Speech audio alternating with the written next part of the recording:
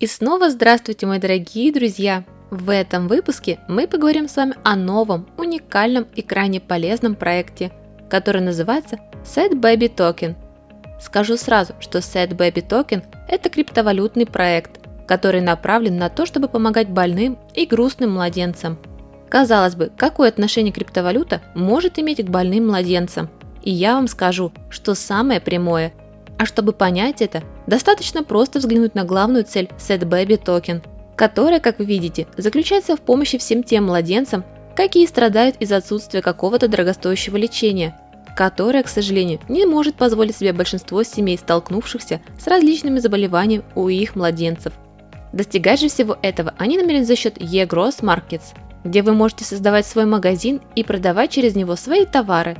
Таким образом, Sad Baby Token намерен создать общую сеть магазинов, из которых 50% дохода будет уходить на исследования и разработки, 10% уйдет на расходы, а 30% пойдет на лечение младенцев и детей с различными заболеваниями. Оставшиеся же 10% пойдут на расходы персонала.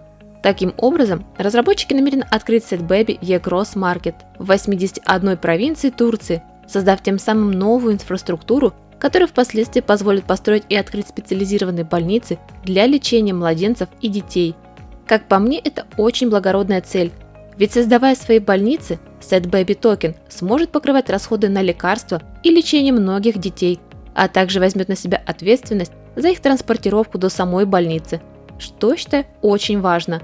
При этом обращу ваше внимание, что Sad Baby Token является спонсором Antalya SMA и Ассоциации по борьбе с генетическими заболеваниями, проявляя тем самым уже на данном этапе свою непосредственную помощь всем грустным младенцам, финансируя при этом еще и другие медицинские организации. Более того, данный проект уже вовсю обсуждают многие новостные каналы, которые не остаются равнодушны к существующей проблеме с младенцами и многими детьми. Потенциальная же аудитория данных каналов насчитывает уже чуть больше 92 миллионов человек, что считаю очень здорово. Кстати, стоит отметить, что Sad Baby Token уже был успешно залистен на многие популярные торговые платформы, а именно на такие как PancakeSwap, IndoX, Asbit, LaToken Exchange и Nomics. А в будущем будет добавлен еще и на информационные порталы, такие как CoinMarketCap и CoinGecko, и на многие другие популярные биржи. При этом, как видите, исходя из дорожной карты, Sad Baby Token будет проходить еще и аудиты, создавать больницы и запускать NFT-маркетинг, узнать более подробно о котором вы сможете уже совсем скоро, так как данное предложение все еще находится на стадии разработок. Однако все, что вы можете сделать уже прямо сейчас, так это подписаться на все официальные соцсети Sad Baby Token и приобрести себе данный токен на одной из уже представленных платформ, где перечислен сам токен SDBY, общая сумма поставки которого составляет чуть более 47 миллиардов токенов. И да, чуть не забыла добавить, что данный токен создан на базе Binance Smart Chain и имеет дефляционный механизм сжигания, с помощью которого на текущий момент разработчиками было сожжено уже почти 20 миллиардов токенов SDBY, что я считаю вполне неплохо.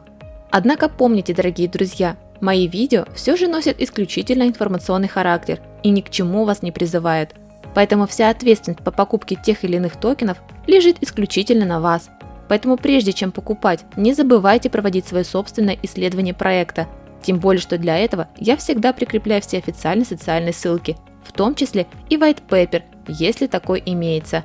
А в завершении своего обзора хочу сказать, что появление таких проектов меня радует, миссия которых направлена на помощь в данном случае больным деткам, которые нуждаются в дорогостоящем лечении и специальном уходе, который, к сожалению, не все могут себе позволить.